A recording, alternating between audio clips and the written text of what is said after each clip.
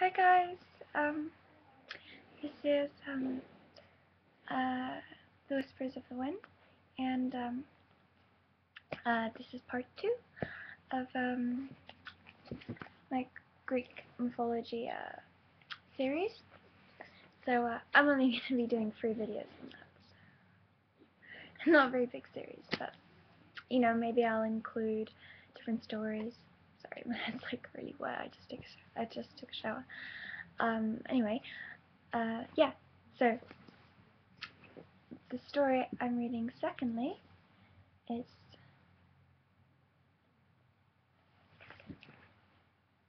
I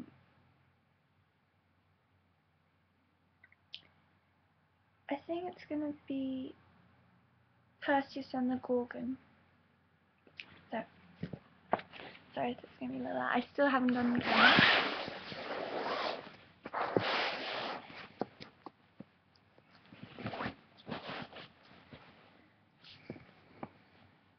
Sorry, that's my hair.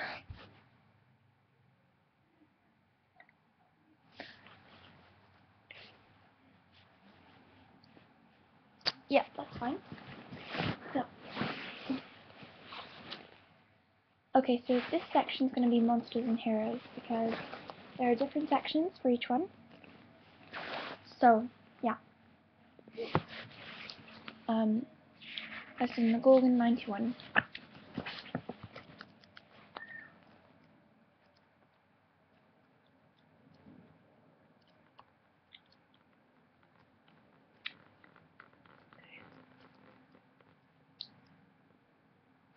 Okay.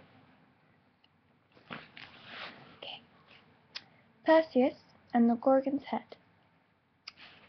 So, like yesterday, I'm going to be translating. I'm going to be reading this, and then I'm going to be summarizing it, and then I'm going to give a better look of the actual pictures because they're very beautiful. And right at this angle, you can't really see the close-up of the image, so I'll show you the image. So, let me just start. The king of Agris was warned by an oracle that his grandson would kill him. So he made up his mind never to have a grandson. He locked up his daughter Danae in a bronze room with only a small barred opening for light and air, so that no man could come near her. But that could not help Zeus. The god turned himself into a shower of gold and poured into the stronghold.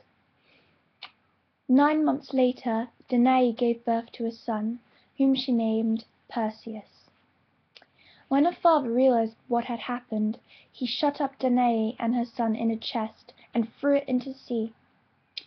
The chest was washed up on the island of Sirphos and found by a man named Dictys, the brother of the king of Sirphos. Dictys took care of Danae and Perseus, and they lived in his house for many years, until Perseus had grown to be a young man. Throughout these years the king Sirphos Polydectes pursued Danae for love, but although she refused, saying she could never love him, he continued to pester and waylay her. Only the watchfulness of Perseus prevented him from achieving his aim. The two men grew to hate each other, and Polydectes longed to be rid of Perseus, but since the youth was under his brother's protection, there seemed to be nothing he could do. Then came a day when Polydectes held a great feast and invited all the nobles and warriors of Sirphos. While the wine was flowing, he asked his guests to say what would be the best gift for a king. "A horse," cried one, and all agreed, except Perseus. The youth, made reckless by wine, called out mockingly, "The head of a Gorgon!" Everyone laughed, for no man could kill a Gorgon. The Gorgons were these 3 sisters, monsters with bronze claws and wings and the tusks of beasts. Anyone who met their pitiless gaze would be turned to stone. The next day, each of the nobles brought to the palace a horse as a gift for the king. Polydectes watched with pride and pleasure the procession of fine animals with their enameled and jeweled bridles, saddles of the best workmanship, ribbons of gold and purple braided into their manes and tails. Then he turned to Perseus, for he saw that his opportunity had come at last. "You have brought me no gift, Perseus, yet you suggested one. I remember. I command you to bring me the head of a gorgon." Danae gasped and looked at her son in terror. But Perseus, although he was afraid and regretted his rash words at the feast, said, "I will bring it." That evening he prayed to Hermes and to Athena, and both gods appeared to him. They told him what he must do to succeed in his quest. First, he must go to the cave where the Granae lived. These were 3 withered women, grey-haired sisters of the Gorgons, who shared 1 tooth and 1 eye between them. "They pass the eye and the tooth from one to another," said Athene. "You must steal the eye and keep it until they reveal it to you the way to the Gorgons' country." "The Gorgons," said Perseus, and shuddered. "Their names are Ariel, Sthenor, and Medusa," said Athena. "All are monsters, but Uriel and Sthenor, I can't pronounce the name, are immortal and cannot die. Medusa is the one you must kill." "Medusa? Forgive me, great goddess. How shall I know which one is Medusa?" "You will know her by her hair, which is not hair, but a mass of withered snakes that hiss and bite. Do not look at any of the Gorgons. I will lend you my bronze shield. Use it to reflect their images, and when you see Medusa, strike." Hermes gave Perseus a curved knife of adamant and a pouch for the Gorgon's head. He lent the youth his own winged boots, which enabled him to speed through the heavens, and his wide-brimmed cap that made the wearer invisible. Perseus fell to his knees in gratitude and thanked the gods as they left him with these gifts. Next morning he said good-bye to his mother and warned her to be wary of Polydectes. He strapped Hermes' winged golden boots onto his feet and put on the cap of invisibility. Then he flew, swift as the wind, to the cavern where the Granae lived. This cavern was in cold, grey country, and he found 3 withered women sitting around the embers of a fire. As soon as Perseus entered the cave they heard him. "Someone is here!" cried one of the sisters. "Give me the eye! Give it!" "Who's that? Who's there?" cried another. Even the one with the eye could not see Perseus, because he wore Hermes' cap. "Who has the eye?" the other 2 cried, stretching out scrawny arms. "Danae has it! It's here!" And Perseus saw the hands, blinding, reaching, and one that held the eye. He stepped closer and took it. The sisters began to quarrel. "Where is it? I gave it to you." "You dropped it." "No, you took it from me." Perseus stood clear of them and spoke. "I have the eye." They gasped and turned towards his voice. "Who are you? Give it back." "I have the eye," repeated Perseus, "and I will return it to you when you tell me how to find your sisters, the Gorgons."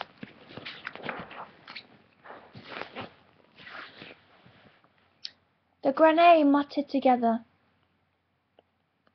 They were the guardians of the way to the Gorgons' country.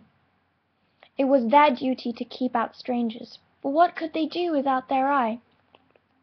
"Listen," said the oldest of them, and she explained to Perseus how to reach the Gorgons.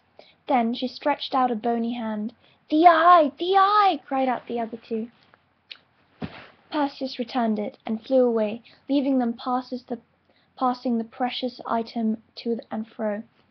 He knew he was in the land of the Gorgons as soon as he crossed the borders. It was rocky, parched, and desolate, and the Granae had described. And all around, on roads and plains, were still figures, people and animals turned to stone by the cold stare of a Gorgon. Perseus felt afraid. There was no sign of life, only the statues, frozen in movement, and with a look of terror on their faces. But as he flew onward, he saw before him a cliff top, and on it perched what appeared to be 3 great birds with brazen wings. He held up Athena's shield and flew lower, tilting the shield to view them. He saw that there were no birds, but female monsters. Their great gleaming wings enfolded them like cloaks as they perched. Asleep on a crag on the cliff top, their bronze hands ended in sharp curving claws that gripped the rock. Their faces were turned away from him, half hidden by their wings, but at any moment one might wake and look around. He dared only view their reflections in the shield. He moved it to study each one in turn. The middle one was Medusa, she of the snaky hair. He heard its faint hissing and saw the snakes' tongues flicker in and out. Their many eyes gleamed. They were not asleep. What if they woke Medusa? He knew he must act at once. He crept closer, keeping Medusa's reflection in the shield.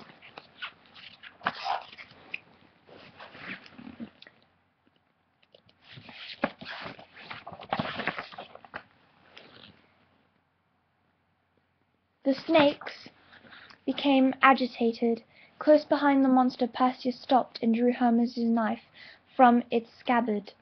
The scrape of metal alerted Medusa.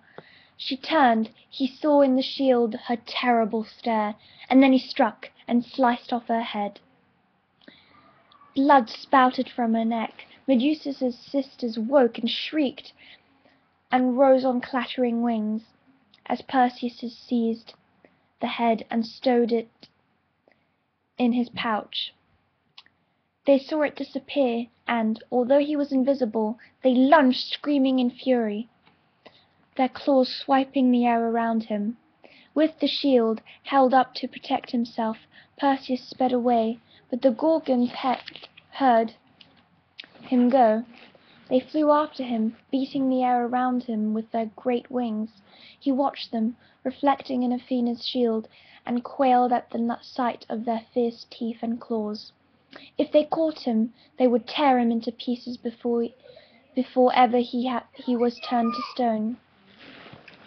But Hermes' winged boots took him high and fast into the heavens, and soon he was clear of the Gorgons' land and flying above the head and shoulders of Atlas.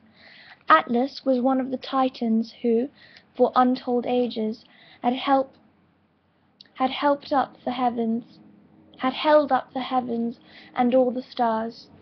The weight of his burden crushed even his giant frame, and he longed to be free of it. But he was immortal and would never die. When he heard Perseus approach, he cried out, "Who's there?" And Perseus took off his cap of invisibility and told him about the Gorgon's head. Then Atlas saw a way out of his plight. "Take pity on me," he said. "Let me look at the face of Medusa." Perseus was reluctant, appalled, yet curious too, for he had never seen the transformation to stone take place. He reached into the pouch and pulled out the head, being careful to hold it facing away from him. Atlas stared at the dead face, and Perseus saw a grayness come over the Titan's features, and then cracks appear. His shoulders sagged and settled, and his face changed and became craggy. His eyebrows were lines of trees, and his eyes were those eyes of dark cave openings. Where his hair and beard had been was dense forest. Atlas the Titan was gone. He had become the range of mountains that bears his name to this day.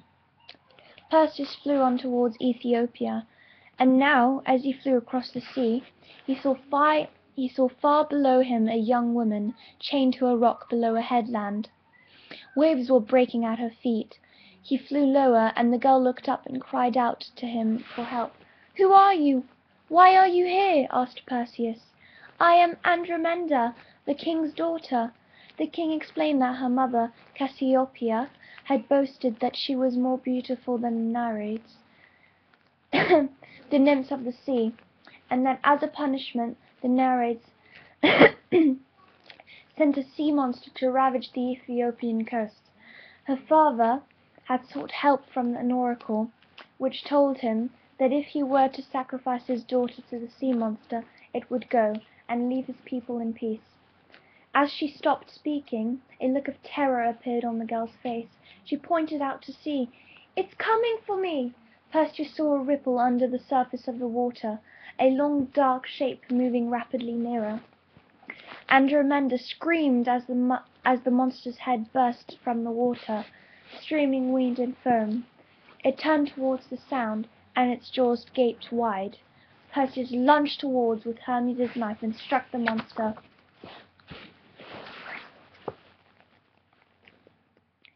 Deep blow in the shoulder. No ordinary blade could have pierced that scaly skin, but the god's knife was so sharp that it could cut through stone. The creature howled and turned its jaws on Perseus, who flew upwards, out of its reach. He struck again, darting down to stab, and then upwards to escape the monster's snapping teeth. Blood stained the sea, and the monster grew more ferocious. As Perseus flew down to strike again, it whirled around and lashed with its tail, so close it grazed his golden boot. Wounded but still dangerous, it turned its attention once more to the chained girl. Andromeda screamed. "Look away!" Perseus warned her. "Close your eyes!" And from his pouch he drew the gorgon's head. He raced towards Andromeda and held the trophy up above the monster's snapping jaws. The monster turned to see what Perseus held, and its jaws turned to stone. Perseus hid away the head, and when he looked again, he saw that where the serpent had been was nothing but a ridge of rock breaking the surface of the sea. The girl still stood with her head averted and her eyes shut, shaking with her. Perseus alighted beside her and said, "Princess, you are free."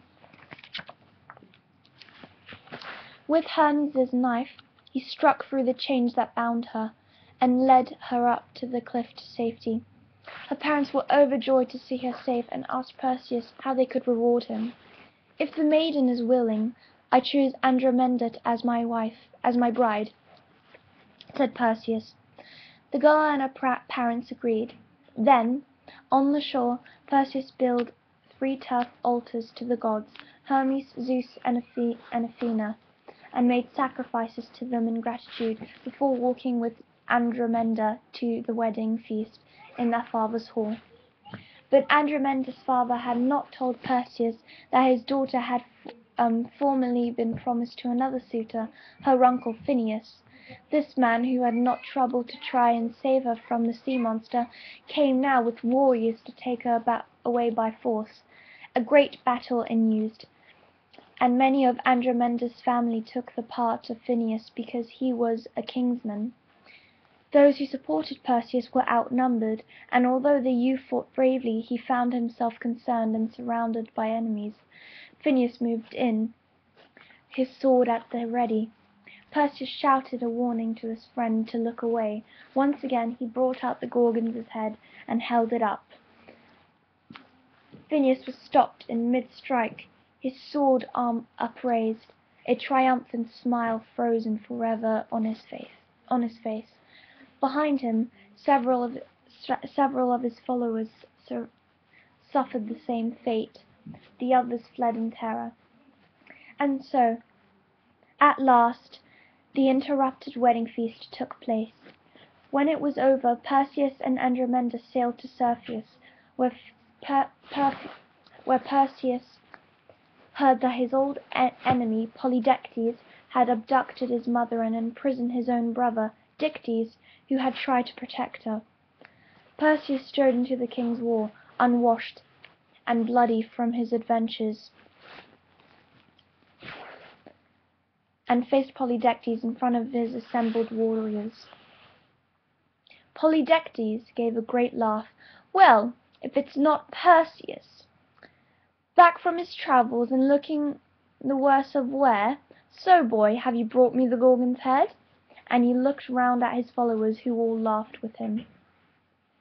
For answer, Perseus reached into Hermes' pouch and seized Medusa's head by the snaky curls.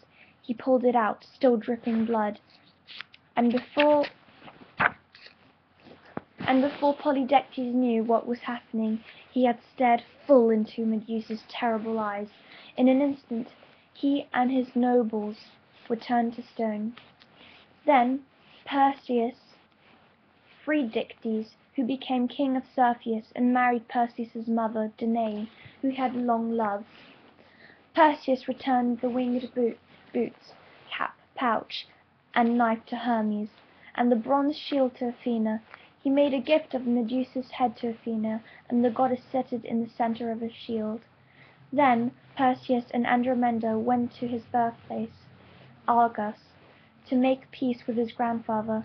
But the old man, hearing that Perseus was on his way, and remembering the words of the great oracle, feared that his grandson had come to kill him. He fled to the land of Pelasgians. Perseus became king of Argos, and his steed, and ruled it wisely for many years. But what the fates had decreed can never be averted. Perseus travelled one spring to a far country to take part in their public games. There he threw a discus which struck and accidentally killed his grandfather, who by chance was among the spectators, and so, at last, the oracle was fulfilled. So, this was quite a long story. It was longer than the one of the first part. So I'm just going to summarize it very quickly because it's quite a long story. So basically, there's a king of this land, and he goes to the oracle, so he wants to find out his future, and he asks how he will die. Now, the oracle told him that his grandson would kill him, so therefore he asked his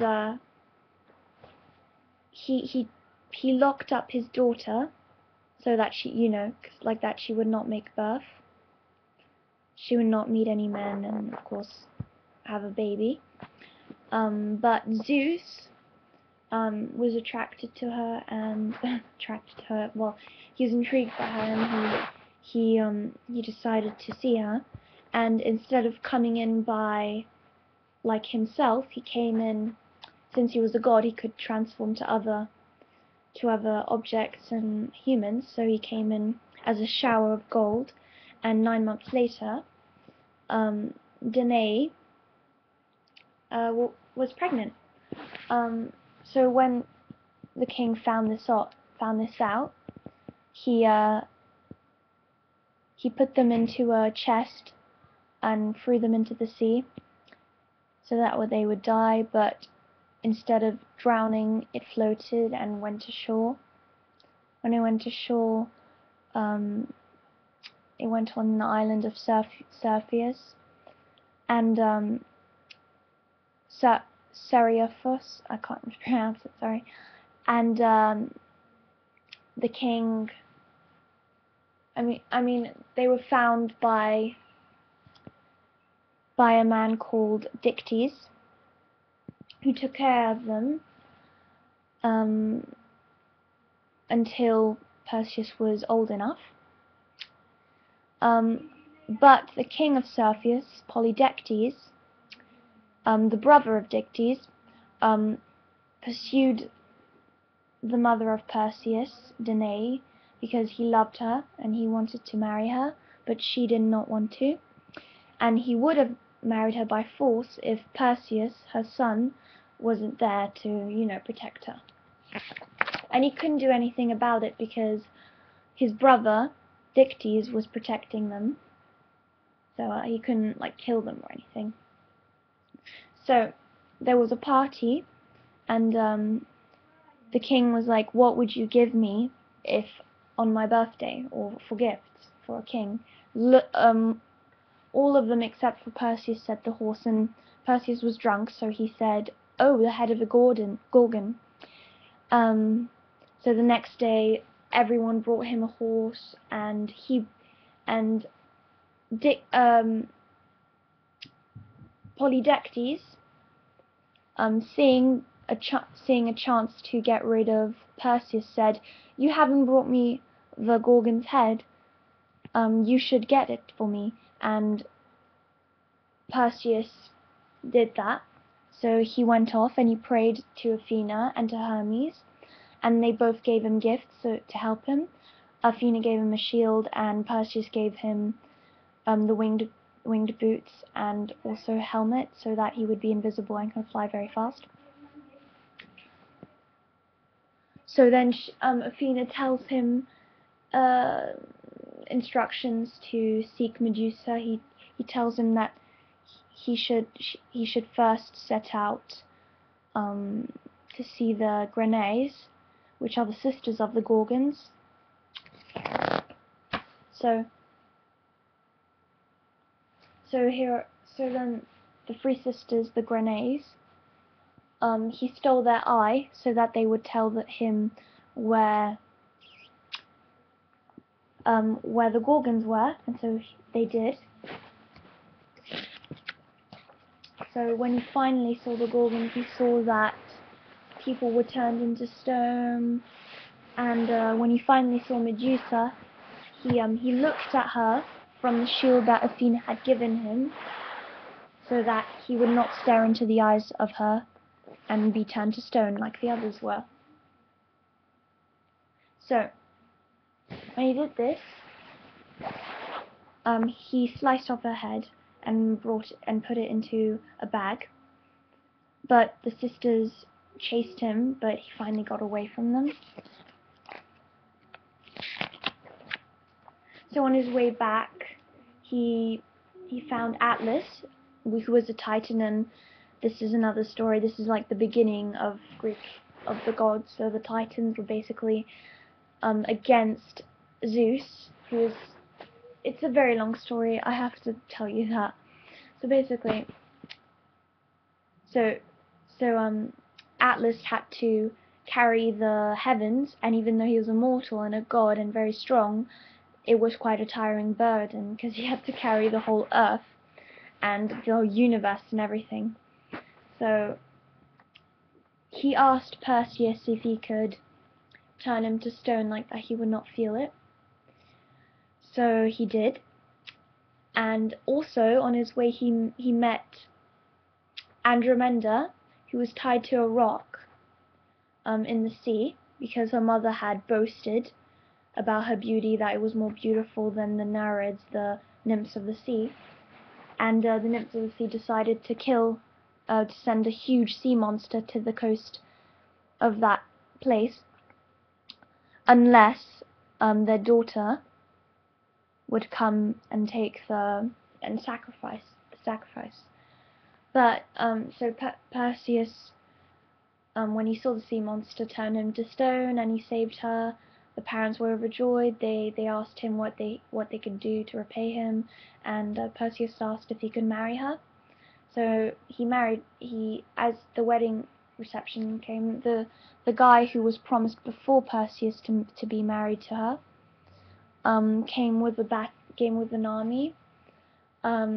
Perseus was outnumbered, so he had to show the Gorgons his head, and everyone turned to stone. So they got married, and so then he returned home. I mean, he burnt incense for the gods to thank them. Then he went home, and he went to see the king, who had imprisoned Diana, the mother of Perseus, and had imprisoned his own brother Dictys. And so that's. But he showed the head of the Gorgon, and they all turned to stone. So then, after he had died, Polydectes became the new king. I mean, Dictys became the new king and asked if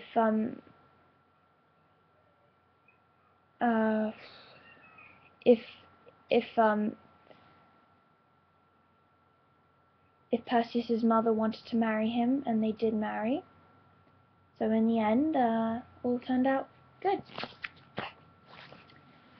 Oh yeah, and the last bit. So he returned the gifts and also gave a gift to Athena, the head of the gorgan, which she put on her shield for anyone to attack her, you know, so they would turn to stone.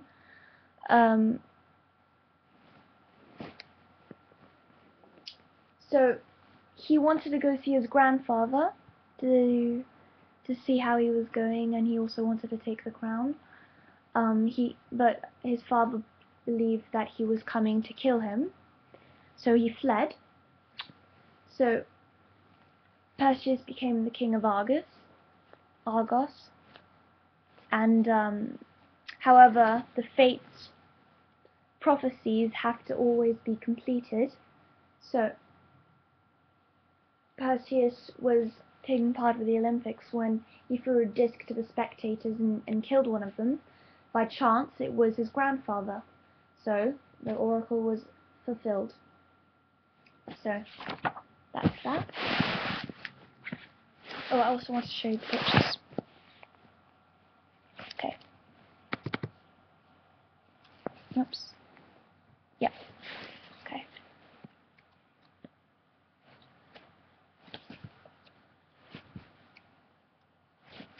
Okay. So here you see the king throwing his daughter and her baby into the sea. Oops. Oops.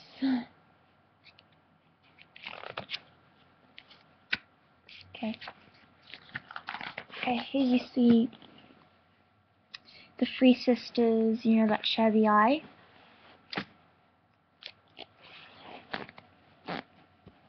Okay, let me just tilt it a little bit.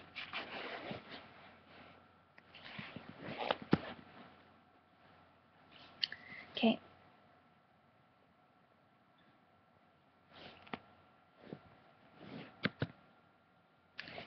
So, let me just position it right.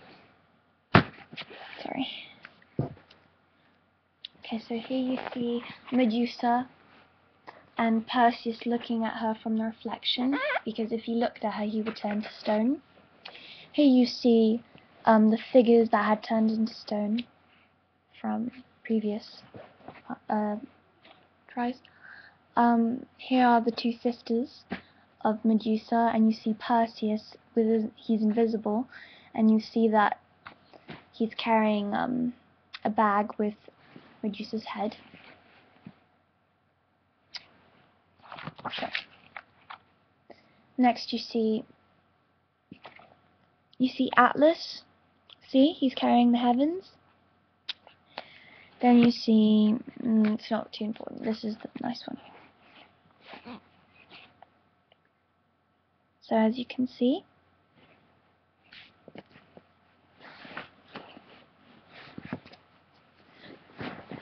okay, yeah. So as you can see, here's the beautiful one.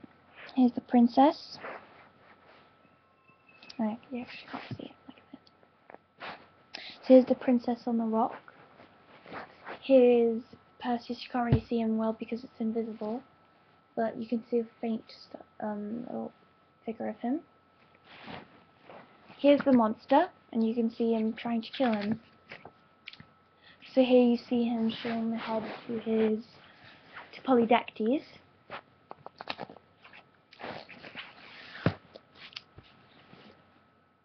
Here you see Perseus giving back the gifts and also gifting Medusa's head to Athena. So yeah.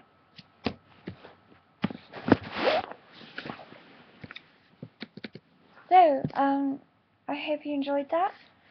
I know I was a bit rushy because there are some days where I read okay, and there are some days where, I don't know, it's just really confusing for me to read. But anyway, thanks for watching. I'm sorry this video was a bit longer, I know it was. So anyway, thanks, bye.